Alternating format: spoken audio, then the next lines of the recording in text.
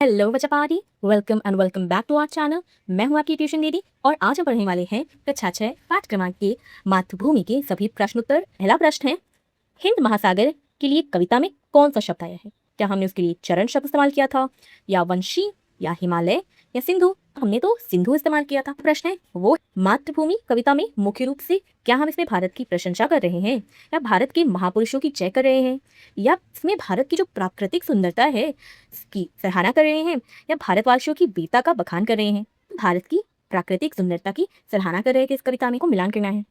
हमें शब्द दिए गए हैं, हमें अर्थ दिए गए।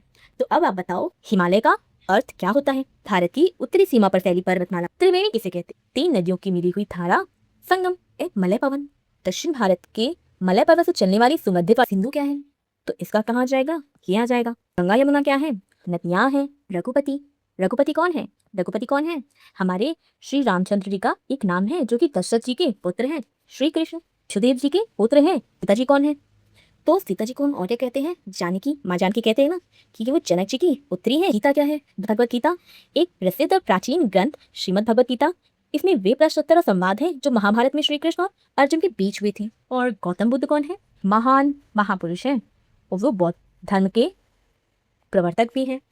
कविता में से चुनकर कुछ पंक्तियां नीचे दी गई हैं, इन्हें ध्यान से पढ़िए और इन पर विचार कीजिए।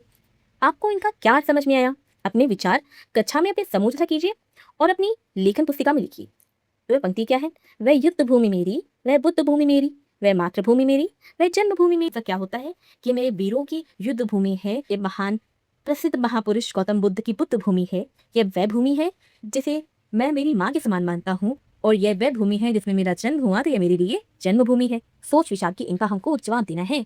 तो पहला प्रश्न है, कविता को एक बार फिर से पढ़िए और निम्नलिखित के बारे में पता लगाकर अपनी लेखन पुस्तिका में लिखिए।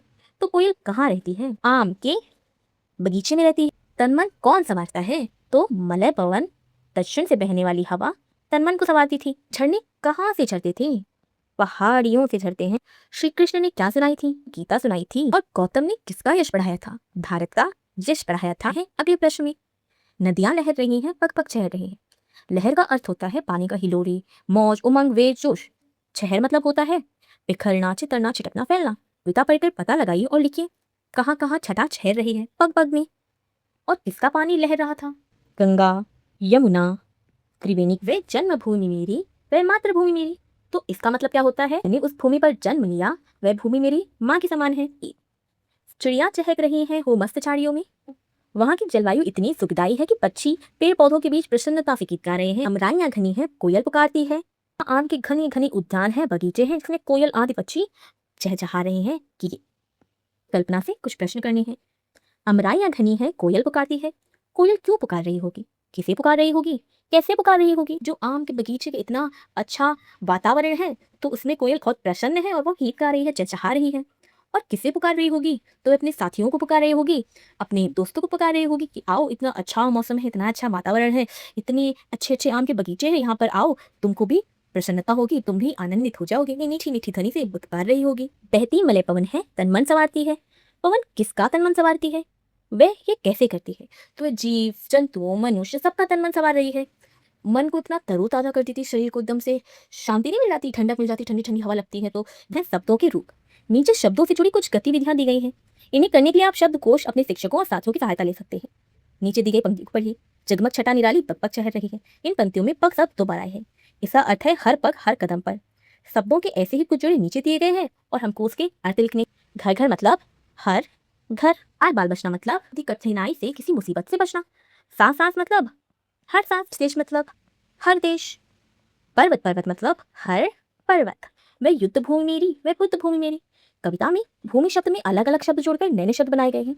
आप भी कुछ नए शब्द बनाइए और उनके अर्थ पता कीजिए। कर्म भूमि, देवभूमि, रणभूमि, जन्मभूमि। तो आप जाओ कमेंट सेक्शन में थोड़ा भी ना थोड़ा समान नीचे दी गई पंक्तियों को पढ़िए। जग को दया सिखाई, जग को दिया दिखाया। दया और दिया में केवल एक मात्रा का अंतर है, लेकिन इस एक मात्रा के कारण शब्द का अर्थ पूरी तरह बदल गया। आप भी अपने समूह में मिलकर ऐसे शब्दों की सूची बनाइए जिसमें केवल एक मात्रा का अर्थ हो, जैसे घड़ा घड़ी। तो आप जल्दी कमेंट सेक्शन में बताओ। इस कविता में भारत का सुंदर वर्णन किया गया है। आप भारत के किस स्थान पर रहते हैं? वह स्थान आपको कैसा लगता है?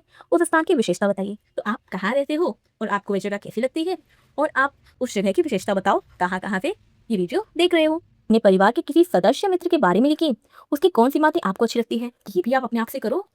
श्री कृष्ण ने सुनाई वंशी पुनीत गीता। वंशी बांसुरी को कहते हैं। यह मुंह से फूंक कर बजाया जाने वाला एक वाग यानी बाजा है। नीचे फूंक कर बजाए वाले कुछ वागों के चित्र दिए गए हैं। इनके नाम शब्द जाल से खोजिए और सही चित्र के नाम लिखिए।